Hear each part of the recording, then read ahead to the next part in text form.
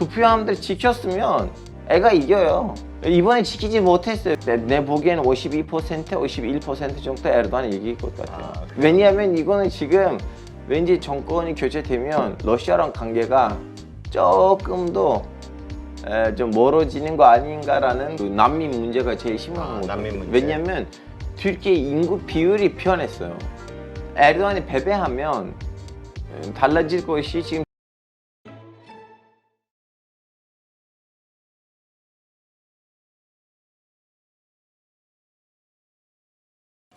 네, 오늘 모신 분은 알파고 신하 씨 기자님입니다. 안녕하세요. 네, 안녕하십니까. 네, 요즘 뭐 유튜브 알파고의 지식 램프 우리 작가도 재밌게 보고 있다고. 다행입니다. 네, 지금 요번에 튀르키예 대선이 있었고 거기서 네. 이제 59%를 못 얻고 그 아슬하게 49% 얻으면서 네. 그 에르도안 대통령이 이제 지금 결선 투표 예, 이제 연기가 됐죠. 예.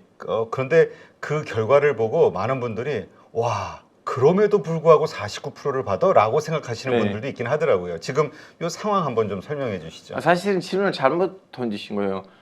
왜 49%까지 55%를 깔끔하게 통과해도 됐는데 사실 이거는 국민이 얼마나 투표하냐에 따라 아니고 이제 정권이 얼마나 투표를 훔치냐에 따라. 그러니까 부정선거로. 부정선거 의혹을 할 만한 증거들이 많았습니다. 그래요? 예를 들면 어떤 무소속 국회의원이 있는데 이제 자기가 가서 투표하는 투표함인데 자기 이름으로 투표를 안 나왔어요. 그래서 이 사람 말한 거 뭐냐면 자기가 자기를 찍었는데도 안 나왔다. 그 투표하면서 내 이름으로 왜 투표 하나도 안 나와? 나의 모든 친척이 여기서 투표를 했는데 그럼 나도 나한테 투표를 안 한 거야? 그분이 그날 이제 투표함이 세고 난 다음에 이제 뭐라고 해야 되나? 이렇게 공식 서류가 나와요. 이제 이 사람한테 이렇게 나왔다고. 그때 이제 그 사람이 그날까지 거기 있었고 타이코를 이제 사진 촬영을 했는데 며칠 이후에는 송가위의 사이트에 들어가고 거기서 이제 그 투표함의 번호를 입력을 했더니 자기 이름으로 투표가 하나도 안 나왔어요. 그러면 이거는 투표함 하나인데 이런 일이 몇 개 있겠다는 식으로 사람들이 이거는 확실히 좀 약간 부정선거에 좀 요지가 있다고 하는데 문제가 뭐냐면 바로 2주 이후는 결선이니까. 그렇지. 그러니까 야권은 우리는 이번에는 제대로 투표함을 지키지 못했는데 결선 때는 제대로 지키면 된다는 식으로 단지를 안 걸고 그냥 넘어갔어요.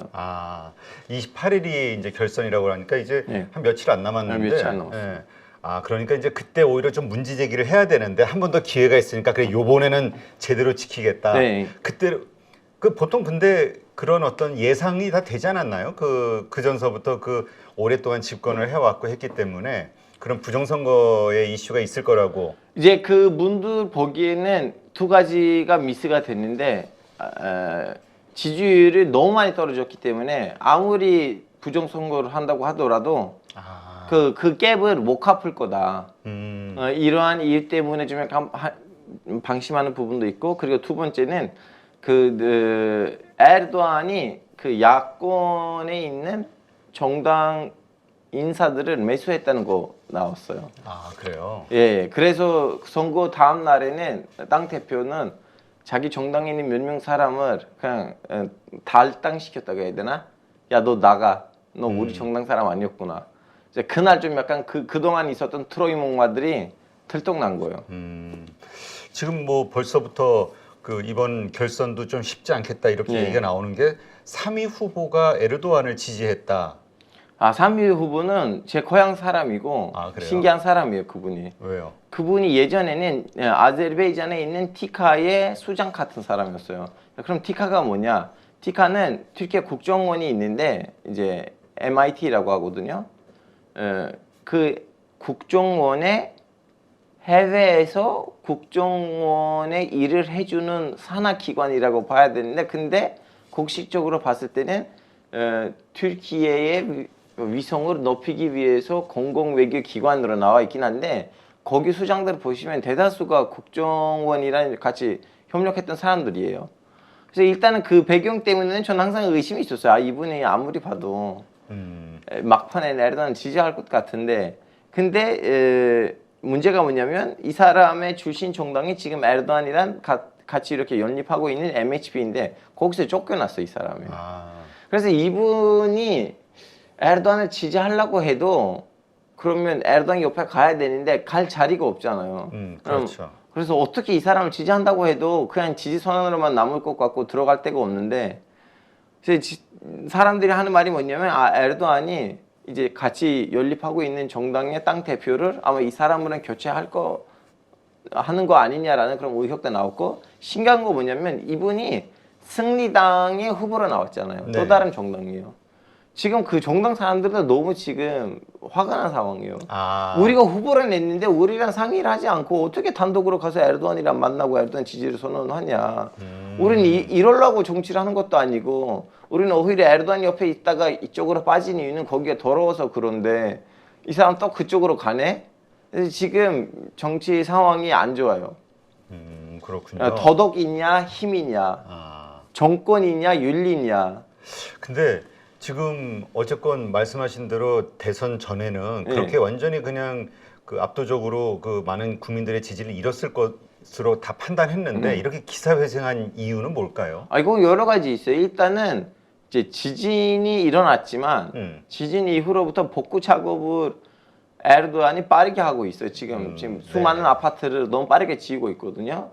그래서 그 지지 현장에 있는 사람들이 정권 교체되면 이 복구 작업이 그대로 할래나? 그거 물음표이고 그리고 그 시리아 내전이라든가 아니면 우크라이나 러시아 전쟁 때문에도 튀르키예가 지금 하고 있는 몇 가지 작업이 있거든요. 이런 일들도 좀 약간 튀르키예 국민 입장에서는 에르도안이 다 마지막으로 한 번 더 가야 되는 거 아니냐라는 것도 있고 그리고 마지막 부분이 뭐냐면 에르도안이 그 연설을 잘해요. 그래요? 네, 본인을 그동안 튀르키예에서 진보 군인들한테 쿠데타 당했던 우파 정치인들이 있거든요. 이분들이 사형 당하고는 그렇게 인생이 마무리됐는데 에르도안이 자신을 그 라인의 마지막 사람으로 이미지를 해요. 그러다 보니까 이제 튀르키예에 있는 사람들이 그때는 그 사람들 너무 억울하게 죽었는데 불쌍하니까 그럼 우리는 뭐 에르도안이 조금만 독재했다고 해서 화내지 말자. 뭐 그럴 수도 있지. 뭐 지금 전쟁들도 있는데 시리아 전쟁하고 우크라이나 전쟁 그 정도 좀 봐주자. 그런 면도 있긴 있어요. 그렇군요. 지금 어떻게 보세요? 지금 말씀하신 대로 3위 후보, 오한 후보가 에르도안을 지지 성명하고 뭐 이러저런 상황들 속에서 2위 후보였던 케말 클리시다롤 다시 승리할 것으로 보나요? 아니 지금 튀르키예 그 현재 분위기는? 케말 클리시다롤을 해야 되는 거 뭐냐면 연설도 아니고 유세 운동도 아니고 그냥 투표함들 지켰으면 애가 이겨요. 이번에 지키지 못했어요. 지켰었다면 55%로 52%를 이길 수가 있었어요. 그 이제 선거 날에는 딱 봐도 몇 가지 지역에서는 투표함을 지키지 못했어요, 야당이. 그러다 보니까 그런 지역들에서는 부정선거가 일어났고 어떻게 그 세 번째 후보의 그 투표율이 그 개표 애초부터 끝까지는 5% 안 변해요. 그러니까 계산한 듯이 안 변했어요. 에르도안이 이제 60%에서 시작했다고 40% 떨어졌는데 그 사람이 늘 5%였어요. 좀 약간 이런 모습들 보니까 확실히 이 야권은 한 지금 투표함이 거의 20만 개 있고 20만 개 투표함이 있어요. 그 20만 개 중에서 12만 개를 지킨 것 같고 8만 개 투표함에서는 부정선거가 일어난 것 같아요. 그러면 지금 그 현지 분위기는 야당에서 이번에 그 20만 개 투표함을 이번에는 제대로 지킨다면 우리가 이긴다 이 분위기예요. 그래서 야당 후보 지금 그 말하고 있어요. 여러분 오케이 우리가 잘못했어요. 미안해요. 이번에 제발 좀 약간 투표하러 오세요. 우리가 이번에 진짜 투표함을 지키겠습니다. 하는데 제가 모르겠어요. 지킬 수 있을까? 그러게 또 방해 공작이 있을 거 아니에요. 아직 제 보기에는 그분들은 그렇게 조직을 제대로 못 만든 지방에서는 약해요. 그래서 지방에서는 에르도안이 장난을 쳐도 좀 약간 안 걸리거든요.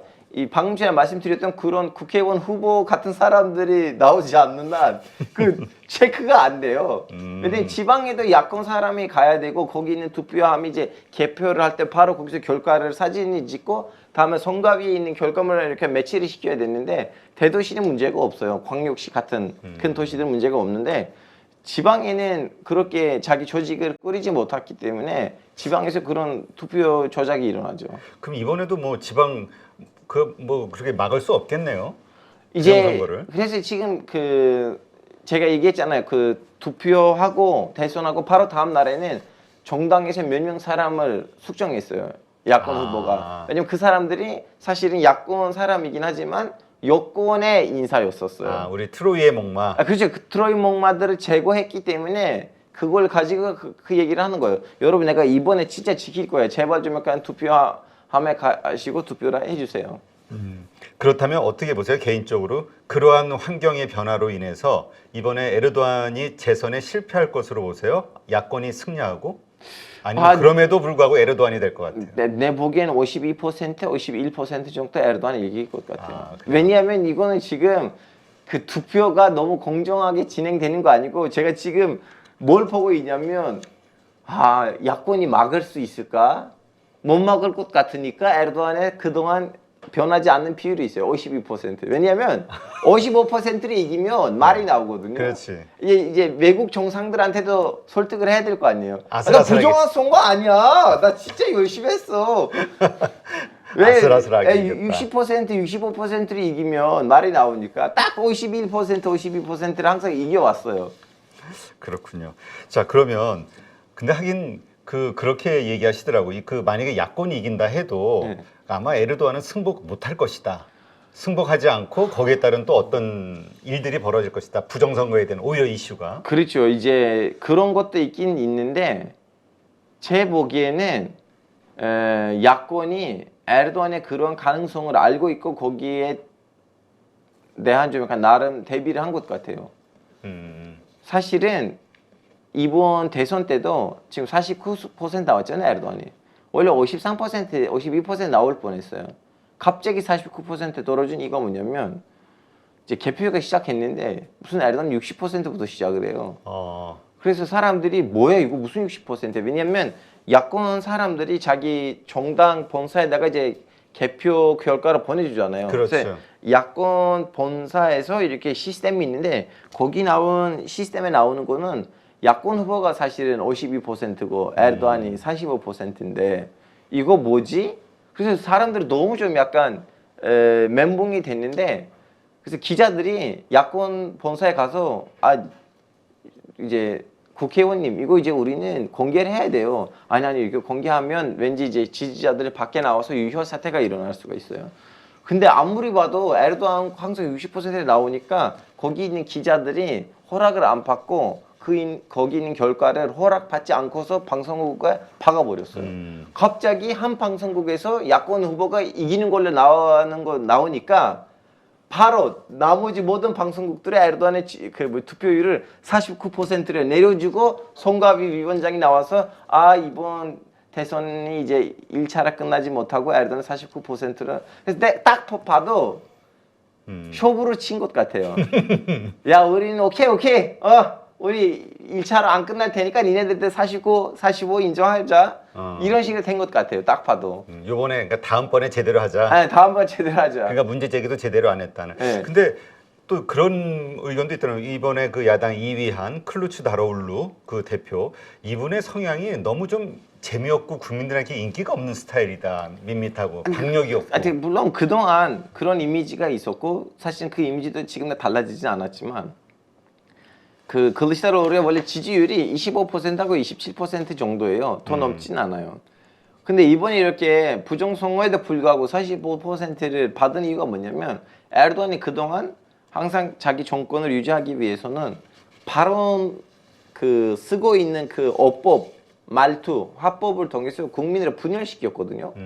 자꾸 세속주의자하고 종교주의자, 투르크족, 쿠르드족, 시아파, 순니파 자꾸 좀 약간 튀르키예 사람들은 서로 좀 약간 싸우게끔 만들어요. 편가르기를 했다. 편가르기를 너무 심하게 하니까 국민이 이제 지친 거예요.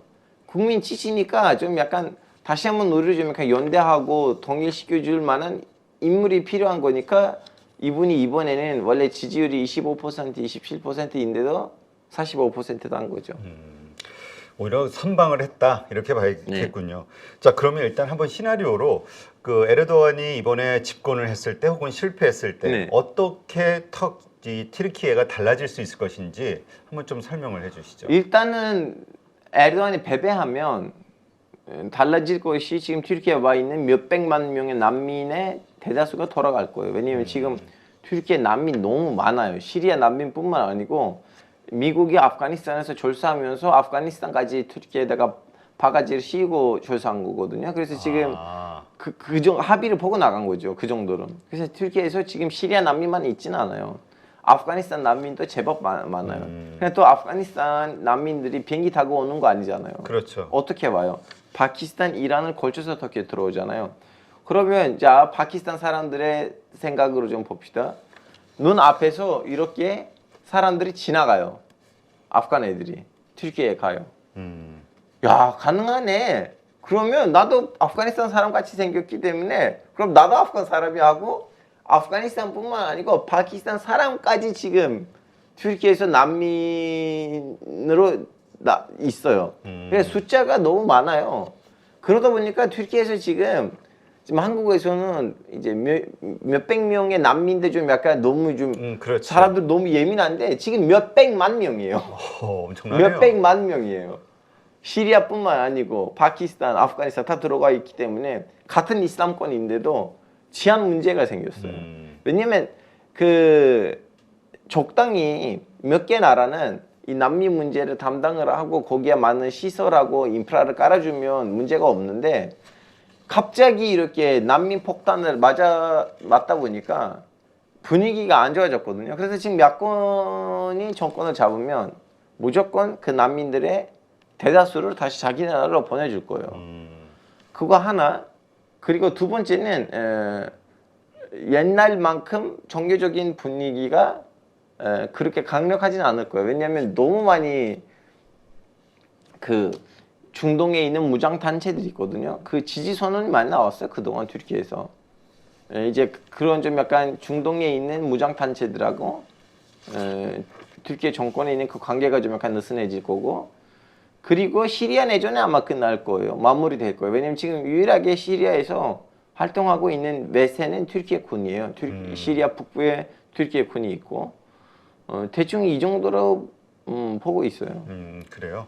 요번에 그 사실 요새 뭐 세계적인 기후 변화로 해서 가뭄이라든가 폭우라든가 이런 것들로 인해서 곡물 생산이 좀 어려워진다. 그럴 때 흑해 곡물 협정을 2개월 연장하겠다. 튀르키예 그 에르도안 대통령이 이제 발표를 했잖아요. 이러한 것들, 이러한 어떤 러시아와 관련된 정책들 이런 거에 변화도 좀 있을까요? 이거는 사실은 알 수가 없는 게 뭐냐면 우리도 그동안 정권이 교체돼도 러시아랑 관계가 유지될 것 같다고 우리가 생각하고 있었거든요. 왜냐하면 어차피 야당 후보도 진보 계열이니까 러시아랑 그렇게 좀 약간 각을 세우지는 않을 것 같다고 생각을 했었는데 대선이 하기 전에는 갑자기 야당 후보는 트위터에다가 사랑하는 이웃국가 러시아 제발 더 이상 우리나라 선거에다가 간섭하지 마세요. 이런 트윗을 날렸어요. 그래서 그 트윗을 보니까 왠지 정권이 교체되면 러시아랑 관계가 조금 더 좀 멀어지는 거 아닌가라는 그러한 이제 지적이 나오죠. 지금 그러면 지금 사실 우리가 그 나오는 외신들의 뉴스를 보면 에르도안이 다시 재집권하게 되면 이 튀르키예의 경제는 정말 힘들어질 것이다. 지금도 튀르키예 경제는 에르도안이 좀 약간 뭐라고 해야 되나 그 외부 수단을 이용을 하면서 유지하고 있어요. 무슨 말이냐면 지금 대선이 그 앞에 있기 때문에 달러 환율을 지금 조절하고 있거든요. 근데 이제 대선이 끝나고 난 다음에 에르도안이 이기든 야권 후보가 이기든 누구 이기든 간에 이제 그 자꾸 외부에서 불법으로 달러가 튀르키예에 들어와요. 그걸로 이제 지금 달러의 그 환율이 1달러가 20리러이거든요. 네. 그거는 외부에서 불법 달러가 지금 튀르키예에 들어오고 있어요. 그걸로 지금 에르도안이 그걸 유지하고 있는데 대선 끝나면 이제 더 이상 민심 문제가 없으니까 그러면 풀어주겠죠. 그러면 제 보기에는 1년 안에는 한 6개월 안에는 1달러가 20리라인데 1달러가 한 30리라 되지 않을까. 그러니까 더 가치가 폭락할 것이다. 네. 이거는 정권 교체하든 말든 간에 누구나 다 그렇게 보고 있어요. 뭐 뉴스마다 좀 다르긴 합니다만 일반적으로 한 80% 인플레이션율이 뭐 이렇다는 얘기도 있고요. 어때요? 지금 실생활은? 안 좋죠. 안 좋아요. 제가 잘 이해가 안 가. 80%면은 이거 거의 2배 이상 올랐다는 얘기예요. 네, 2배 이상 올라왔어요. 제가 한국에 왔을 때 의사들의 월급이 한국 돈으로 말하자면 뭐 신입 의사가 한 적어도 한 350, 400 정도 받고 있었거든요. 지금 의사가 160 정도 받아요. 물론 튀르키예 리라로는 올라갔죠. 네. 몇 배 정도. 근데 환율로 바꾸면 외국 돈으로 보면 반토막이 된 거예요. 그러니까 더 살기가 어려워졌을 수 있겠네요. 그렇죠, 물가는 그렇죠. 물건값은 계속 네. 올랐고. 예전에는 그 맞벌이 안 해도 충분히 먹고 살 수가 있었는데 지금 맞벌이 해야 돼요. 지금 이러한 경제 문제를 만약에 정권 교체가 됐다고 했을 때 야당 후보가 이걸 다 풀어낼 수 있는 능력이 되나요? 능력보다는 안 그래도 이제 그 에르도안이 이슬람주의적인 걸로 접근을 해서 금리를 낮추거든요. 금리를 낮추지 않고 금리를 높이면 이 정도 심각하지는 않을 거예요. 그래서 사람들이 이렇게 보고 있어요. 이제 정권 교체가 되면 낮은 금리 정책이 이제 폐지될 거잖아요. 그러면 달러의 폭락이 야권 후보 때 있겠으니 그렇게 심각하지는 않을 것이다. 그래요. 알겠습니다. 자, 그러면 요번 그 대선하고 함께 총선이 일어났다고 하는데 이 총선 결과는 어떻게 지금 나와 있나요? 아니면 이것도... 총선 결과 나왔고요. 너무 신기한 결과가 나왔어요. 일단은 에르도안의 지지율이 다시 출범 시기에 있었던 지지율이랑 똑같아요. 에르도안이 맨 처음에 나왔을 때는 35% 땄어요. 다음에 이제 40%, 45%, 50%까지 올라갔다가 내려가고 있거든요. 내려가다가 지금 제일 낮은 거로 땄어요. 35. 딱 봐도 이분들이 대선을 조작하느라 총선을 조작을 할 시간이 없었다. 시간이 없나 보죠. 그러면 이 의회는 야당이 지금 아니. 근데 이제 연립정부 에르도안이 같이 움직이는 정당 하나 있어요. 이제 그분들이 이제 좀 따가지고 이제 겨우 가반수를 넘겼어요. 그렇군요. 근데 이제 신기한 거 뭐냐면 에르도안이 이번에 헤즈볼라를 국회에 진출시켰어요. 헤즈볼라는 한국 사람들 아시는지 모르겠지만 히즈브 하면 정당이에요. 아니 집단. 일라 하면 물론 알라이기도 한데 일라 하면 하나님이거든요. 그래서 하나님의 정당이라는 의미예요. 그래서 지금 레바논에서 히즈볼라이라는 정당이 있어요. 이 사람들은 무장 단체이기도 하고 현직 국회의원들도 있어요. 자, 예전에 튀르키예에서 히즈볼라이 있었는데 이 히즈볼라는 사실은 정부가 좀 몰래 지원했어요. 왜냐하면 쿠르드 사람들의 독립을 막아주니까. 터키 군이 직접 가서 쿠르드 애들이랑 싸우면 이미지가 안 좋잖아요. 오히려 이렇게 무장 단체가 나오고 무장 단체가 가서 싸워주니까 자기 군의 이미지가 상실 안 되고. 근데 이제 이 사람들은 그런 계기를 중앙 정부의 지원을 받았다가 거지고 이제 정신이 잃은 거예요. 어느 정도 정신이 잃으냐면 그 지역에 있는 경찰청장을 암살시켰어요. 아, 그래요? 그때 이제 튀르키예 정부는 기분 나쁜 거예요. 야, 우리가 니네들을 지원했던 이유가 이런 거 아니었잖아요. 해서 이제 헤즈볼라는 숙전했어요. 숙정했을 때 사람들의 일부를 이제 감옥에 갔고 나머지는 이란으로 피신 갔거든요. 그래서 이분들이 그때는 이름이 히즈볼라였는데 이제 그 수뇌부들 다 도망가거나 아니면 감옥에 들어갔잖아요. 그럼 후배들이 그냥 있으면 안 되니까 다시 또 무슨 조직을 만들어야 돼요. 그래서 이분들이 만들었던 조직 이름이 후다팔이에요. 후다팔은 무기가 없지만 근데 그 흐름으로 보니까 예전에 그 히즈볼라의 후배들이에요. 그래서 에르도안이 이번에는 그 동부 지역에서 투표 조작을 하려고 사람이 필요하니까 이분들을 끌어당겼어요. 그래서 지금 후다팔, 즉슨 헤즈볼라 후배들의 4명이 국회에 들어갔어요. 그리고 야권에서도 공산당이 들어갔어요. 튀르키예에서 공산당이 자기네 로고로 출마해가지고 국회에 들어가는 거는 1965년부터 처음이에요. 아 그래요. 예. 아주 여러 가지 변화가 크게 있었네요. 아니, 다양한 정당들이 지금 국회에 들어가 있어요. 지금 어떻습니까? 지금 말씀하신 대로 여러 가지 문제들이 있는데 이번에 뭐 에르도안이 됐든 아니면 야당이 다시 정강 교체를 하든 지금 튀르키예에서 지금 변화해야 되는 가장 중요한 게 뭐라고 보세요? 딱 봐도 그거예요. 그 난민 문제가 제일 심한 거예요. 난민 문제. 왜냐하면 튀르키예 인구 비율이 변했어요. 그 원래 인구 비율이라는 거 있잖아요. 한국에서도 지금 200만 명 외국인이 있어요. 네. 이 200만 명 외국인이 이제 갑자기 200명이 생긴 거 아니고 그 동안 80년 때부터 시작해가지고 그렇죠. 그러다 보니까 뭐 무슨 한국이 지금 전체 인구가 5천만 명이니까 뭔가 좀 약간 눈에 잘 안 보이거든요. 지금 시리아 난민만 500만 명이에요. 튀르키예에서 시리아 난민만. 그렇게 많아요? 네. 그래서 그 도시들의 인구 비율이 짧은 시간 안에 변했어요. 예를 들면 어느 날에 한국의 안산에 가면 거기도 외국인 노동자들 있잖아요. 네. 네, 갑자기 오면 문제가 많을 수가 있는데 안산에 있는 외국인 노동자들은 오래전부터 조금씩 증가하면서 어느 날에 됐기 때문에 큰 문제가 큰 충돌이 일어나진 않아요. 근데 갑자기 1년 안에 몇십만 명, 또 1년에 몇십만 명 오고 이렇게 몇백만 명이 생겼기 때문에 지금 사람들이 제일 불편해하는 거는 난민 문제예요. 그리고 두 번째는 경제이죠. 에르도안이 좀 약간 고집을 뿌리고 낮은 금리 정책을 벌였으면 튀르키예 리라가 이렇게 폭락되진 않았을 거예요. 그러면 폭락은 어떤 영향을 미치냐?